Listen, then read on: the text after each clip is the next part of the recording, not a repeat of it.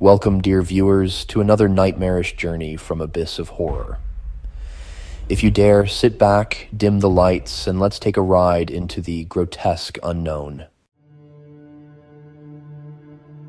Tonight we visit a place where childhood laughter once echoed, but now only whispers of the damned remain.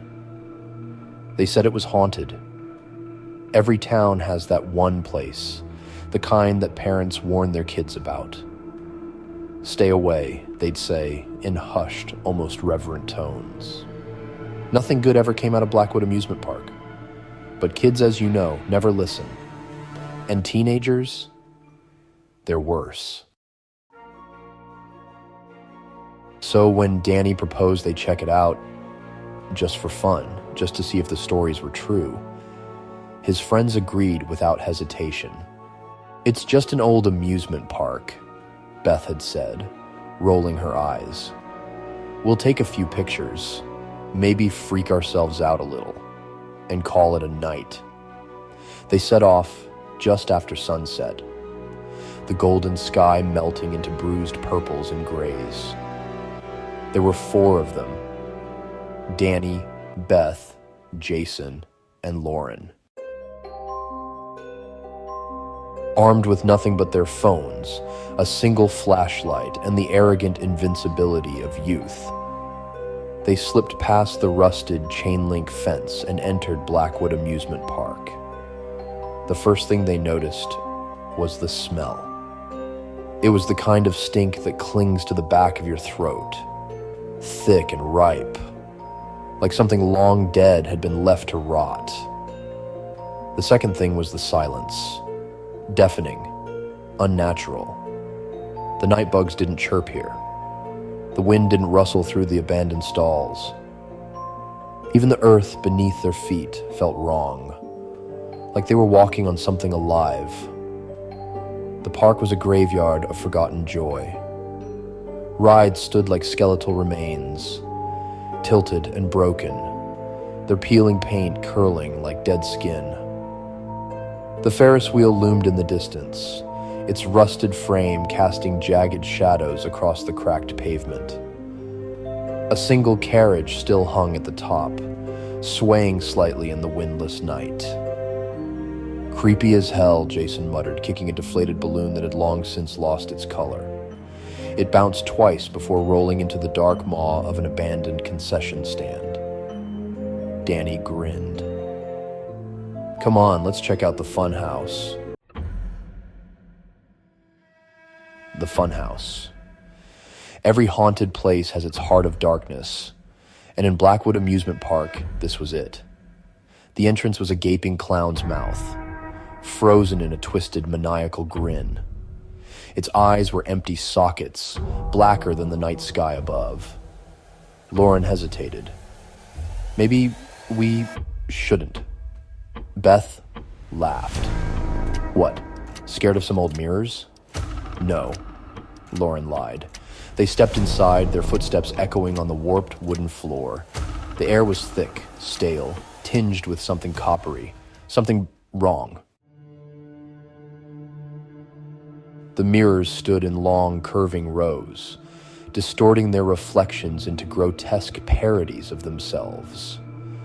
Beth laughed at her stretched-out legs. Jason flexed in front of his monstrous reflection. But Lauren? Lauren didn't laugh, because in the mirror she wasn't standing alone. A figure loomed just behind her, draped in shadow, its face obscured. Her breath caught in her throat. She spun around. Nothing. She turned back to the mirror. The figure was still there, closer now. Its mouth twisted into something that might have been a grin, if grins were made of malice and hunger. Lauren screamed. The mirrors shattered all at once, a cacophony of breaking glass that sent the others reeling. Beth clutched at her arm, blood trickling from a fresh gash. Jason swore, his flashlight flickering wildly as he tried to make sense of what had just happened. "We need to go. Now," Lauren choked out. "What the hell was that?" Danny demanded. A laugh, high-pitched, childlike. It echoed through the funhouse, bouncing off the walls, surrounding them. Run. They bolted for the exit, stumbling over debris, tripping over their own fear. The clown's mouth loomed ahead, but the grin had changed. It was wider now, its jagged teeth extending beyond the painted surface as if it were stretching, yawning, waking up. Beth screamed as something cold and unseen yanked her back. Jason grabbed her arm, pulling her through the mouth, just as the funhouse doors slammed shut behind them with a deafening bang. Then silence. The park had changed. The sky above was no longer the quiet black of night, but a swirling vortex of red and violet. The Ferris wheel was turning now, creaking with the weight of something unseen. The carousel was spinning, its chipped horses grinning madly, their painted eyes rolling in their sockets, and the laughter. It was everywhere. "Where's the exit?" Danny whispered. Jason pointed. It was right there, the fence. It was gone. In its place stood an endless row of booths and stalls, their lights flickering sickly, illuminating twisted prizes that hung from the rafters. Dolls with hollow eyes, stuffed animals with mouths sewn shut. And behind the counter, a man. No, not a man. His face was wrong, stretched too long. He grinned impossibly wide. He raised one long-fingered hand and waved. "Welcome to the show," he purred. "Step right up." Beth turned and ran. The others followed. The park warped around them, bending and shifting, stretching into something nightmarish. No matter which way they turned, the paths all led back to the same place. The funhouse. Its entrance was open, beckoning. "We have to go through," Lauren said. Danny shook his head. "Are you crazy? Do you have a better idea?" They didn't.